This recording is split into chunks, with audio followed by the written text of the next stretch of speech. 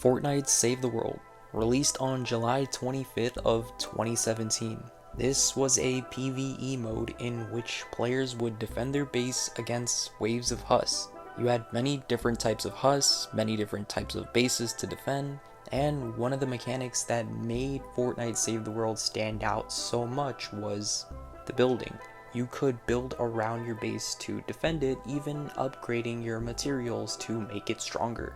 Like any PvE mode, weapons were included as well, even allowing the players to craft their own weapons in the form of schematics, as long as you had the materials for them. This included range weapons like snipers or close combat with shotguns, even melee weapons like swords and hardware, or traps to lay down and attack an enemy husk from above or below. It was truly something to behold, and once Fortnite released this game mode, it was beloved by many.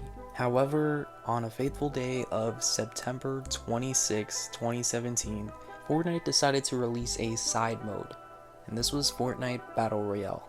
Battle Royale took over the gaming industry by storm, and this unfortunately left Save the World in the dust. Over the years, Fortnite Save the World has gotten a few updates, especially at the very beginning. But as Battle Royale became more and more popular, Epic decided to focus their attention more towards that as opposed to their original PvE mode. Because of this, we've seen a significant decline and complete drop in terms of updates for Fortnite Save the World. But how did this happen? Why? And is there any way Epic can bring back Fortnite Save the World? Well, I'm aiming to tackle all of that in today's video. So, if you're ready, without further ado, let's get straight into it. What Fortnite Save the World was doing at the time when it first launched wasn't anything new, particularly. Defending a base in a PvE mode was pretty common in other games. But what stood Fortnite Save the World apart from many other games was their cartoony spin on the game, as well as their feature of building. Now, we're really going to talk more about Save the World in this video as opposed to Battle Royale. However, it is worth noting that because of the building mechanic in Save the World, this is what gave Fortnite the idea to come up with a side mode for Battle Royale, which is one of the biggest reasons why Battle Royale blew up in the first place, was because this building mechanic could be used to defend yourself in certain situations or even advance to an enemy. This truly was something impressive at the time and helped Save the World stand apart from other games as well. Now, like I said, over time, Fortnite Save the World did eventually start to decline. Now, what I mean by this is two things. One, the player base. Obviously, more players decided to play Battle Royale as opposed to Save the World. That's just because Battle Royale was more popular. It was also free to play. You didn't have to pay for Battle Royale, whereas Save the World, I believe it was around $40, and that was just for the standard edition, no sales involved. There were different packs to Save the World, which gave you more things the further you upgraded. But either way, this is what turned people off against Save the World, as they rather just played the free mode that's gaining a ton of traction, super easy to pick up, and gets updates basically every week. So in the player base aspect, Save the World kind of dwindled from that.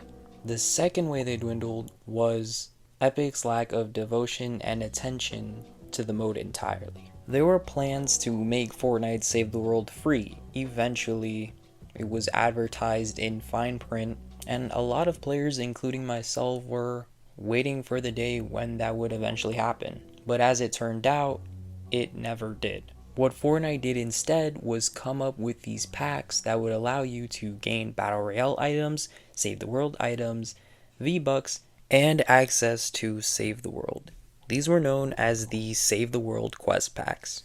Now the thing is, you would have had to buy the Founders Edition packs back then to gain access to daily quests. These daily quests would give you V-Bucks on completion. If you were to purchase Save the World once they started rolling out these new Save the World quest packs, you wouldn't gain access to those V-Buck missions. And so it really was a weird move because it then divided the Save the World player base to Founders and not founders, which in the long run didn't help Save the World whatsoever. I mean, you still get Save the World quest packs nowadays pretty much every season, which is at least something for Save the World, right? In some cases you might get a hero or a exclusive schematic, but on the other hand, you're not really getting anything else out of it, and people will just go back to Battle Royale.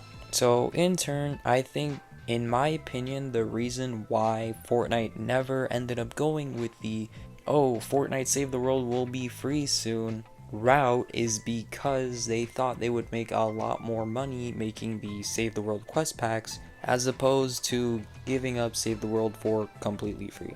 Now yeah, there were two camps: the players that went to Battle Royale because it was more popular, which in turn made Save the World dwindle, and the Fortnite devs themselves not actually updating Save the World and giving it any attention or care over the last couple of years. These two things together really made Save the World almost fall off in its entirety, and there was a lot of potential for this mode.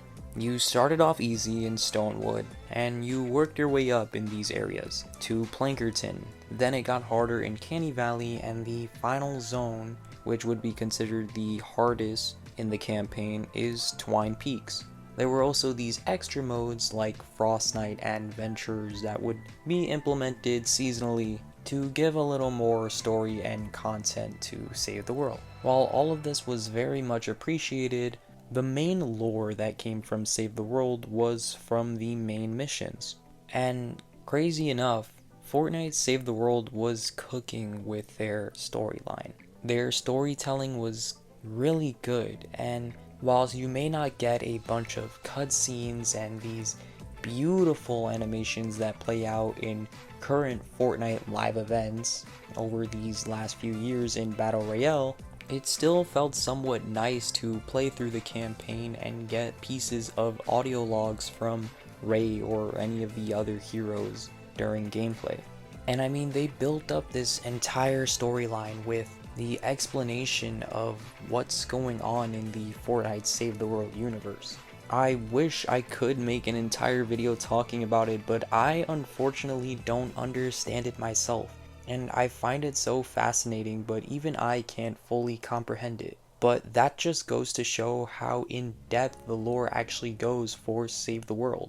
To kind of sum it up in simple terms, you're in this world where it's kind of getting taken over by these Hus. And as the heroes with Ray, you try to save people, these survivors. And these survivors will help you along your journey to progress through the levels and give you rewards on completion, which help you get even further and further until you end up fighting the Storm King.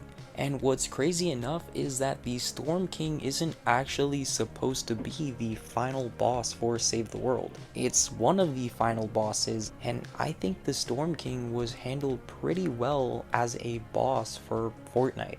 There's one version of him that you fight in Canny Valley that's a lot easier, and it only gets incredibly harder once you make it to Twine Peaks. Of course, when you reach a certain level of expertise, it becomes rather simple to defeat the Storm King in Twine Peaks. But for the average player, it was much of a challenge. Everything just going on from Dennis flipping his burgers to Dr. Vinderman himself, and just so much more that I wish I could fully understand. It really created something magical. And could you imagine if Save the World got the same live event and cinematic love and attention that BR got? Save the World would have been amazing.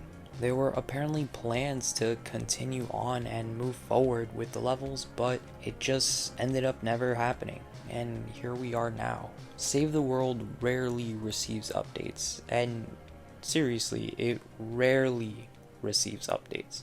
Just recently we got a hotfix to a bunch of bugs and a few little things that were added in, but ultimately it never gets anything groundbreaking, and nothing nowhere near as good as whatever Battle Royale gets. Also recently, Fortnite randomly posted Save the World on their main account on X, and It's gotten a lot of people thinking and talking, including myself, on why Fortnite doesn't care about Save the World. And to give you my reasoning, I think it's pretty obvious. Battle Royale is what got them famous. It's what got them popular, and it's what brings in that money. It's done numbers for them over these recent years, and why should they stop? Even now, as they're focusing their attention to this new metaverse idea, it feels like they're actually starting to lose interest in Battle Royale. And what's kind of scary to think about is what's happening to Battle Royale is what kind of happened to Save the World. To a less degree, of course, but with the metaverse now involved, Battle Royale could get the same treatment as Save the World if not handled right. And it is unfortunate to see as Fortnite keeps expanding and making new game modes, they forgot about where they came from in the first place. And what's also sad to see is every time Save the World's anniversary comes up, there's like barely any announcements or celebrations made in regards to it. What mostly gets the attention is Battle Royale, but even that gets little recognition. Now, do I think Save the World could potentially make a comeback? Honestly, it's kind of hard to say. Based off of what has happened in recent years, I don't think Fortnite Save the World will be getting any attention anytime soon. In fact, because they're focusing on this new metaverse idea, it's only going to get worse. However, there's still hope. I think a lot of the community has mentioned their frustrations with Chapter 5 recently in regards to this whole metaverse idea and them changing up Battle Royale almost entirely, even Fortnite as a game entirely. And I think Fortnite understands that many players, including the Save the World community, have gotten angry at their decisions recently. And we just want them to, yes, continue to make new and innovative changes, expanding the game and building these vast, bold ideas, but also to go back to their roots and remember where they came from. And I try to stress that as much as I can on this channel is Fortnite needs to remember where they came from. Because if they get too lost, the identity will completely slip and people will feel like this is a completely different game. However, there's still some bit of hope for Save the World. Chapter 6 is coming up, and I'm gonna believe in Epic this time around, and I believe that Chapter 6 is probably going to be the best chapter in Fortnite history. With that in mind, there's a chance, and I mean a chance, that Save the World does get some more attention pretty soon. If you take into consideration that tweet that they made and the hotfixes that they've been cooking, are they prepping for Save the World to return? Possibly in its former glory or better? We'll just have to wait and see. But I don't want to keep my expectations too high, as it hasn't happened in a really long time now, which sucks. There's a ton of potential for this game mode to shine extremely brightly, and I hope one day it could come back again. But anyways, that's gonna be it for today's video. I'd like to thank all of you for watching. Leave a like and subscribe if you enjoyed, and use code TrulyMystic in the item shop if you want to support me there. I hope you guys have a wonderful day, and I'll catch you in the next one. It's Truly Mystic, and until then, peace.